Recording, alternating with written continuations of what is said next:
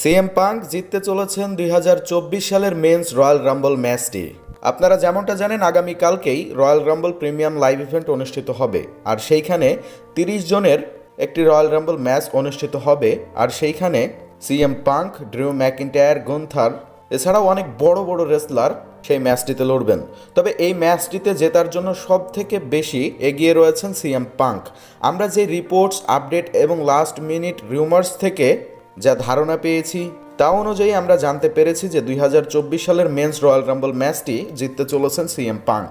CM punk royal Rumble ম্যাচটি জিতে Seth রোলিন্সকে world heavyweight চ্যাম্পিয়নশিপের জন্য রেসলমেনিয়াতে চ্যালেঞ্জ করবেন। আর সিএম পাঙ্ককে রেসলমেনিয়ার মেইন ইভেন্টে রাখার জন্যই রয়্যাল রাম্বলটি জিতানো হবে।